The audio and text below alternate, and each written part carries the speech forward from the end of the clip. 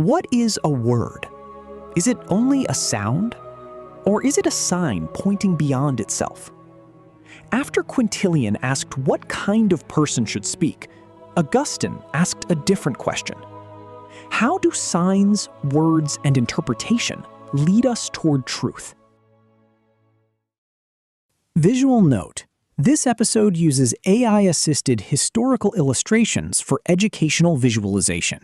These images are symbolic, not documentary footage or exact historical reconstructions. This is episode 5 of Communication Thinkers. Plato feared persuasion without truth. Aristotle explained how persuasion works. Cicero turned speech into public power. Quintilian asked what kind of person should speak. Now Augustine shifts the question again. He asks how language, signs, and interpretation connect human communication to truth.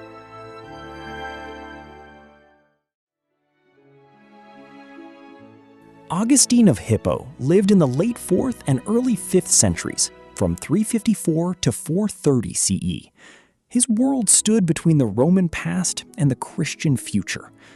He was trained in rhetoric, taught public speaking, and later became one of the most influential Christian thinkers in history. That is why Augustine matters for communication theory. He stood at the meeting point of rhetoric, language, teaching, interpretation, and faith. Augustine lived in a world full of texts, teachings, arguments, and competing interpretations. The problem was not only how to speak well, the problem was how to understand correctly. How can human beings use language to move from signs to meaning, and from meaning toward truth? One of Augustine's key ideas is simple but powerful. A sign is something that points beyond itself. A word is not the thing itself.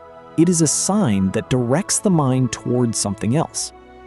This insight matters because communication always works through signs. We never exchange reality directly. We exchange symbols, words, and interpretations. This is why Augustine matters for communication theory. Long before modern semiotics, he recognized that human communication depends on signs. Words, gestures, symbols, and texts all require interpretation. Meaning is not simply delivered, it must be understood.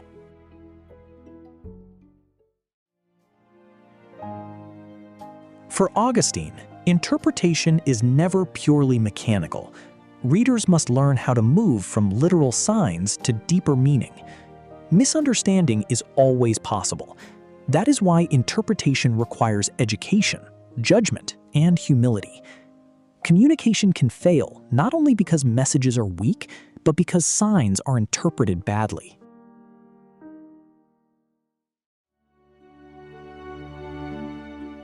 Augustine also gives interpretation an ethical dimension. Understanding is not only about being clever, it is about being oriented toward the right end. In his view, interpretation should move people toward love, wisdom, and truth. So communication is not just a technical act, it is also a moral act.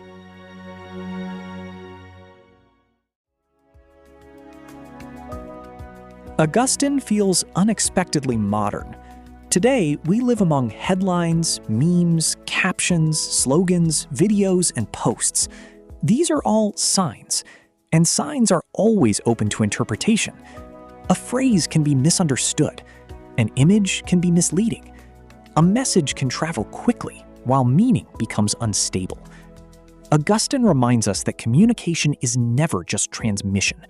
It is interpretation.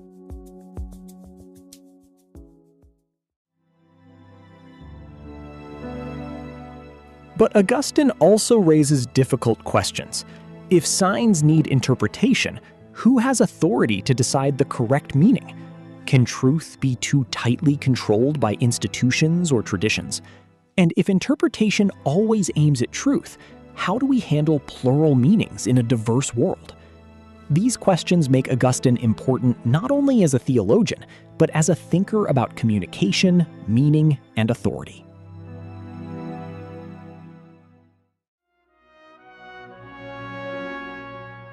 Augustine matters because he helps us see that communication is not just about expression, it is about signs, understanding, and the search for truth. He reminds us that words are never empty. They point, they shape, they guide, and they can also mislead. To study communication, then, is to study how humans live among signs and how they try to interpret them well.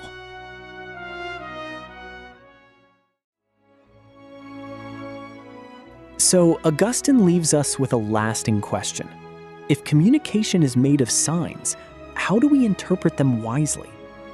In the next episode, we move to Ibn Khaldun, where communication becomes part of society, power, and the making of history. This is Communication Thinkers. Thanks for watching.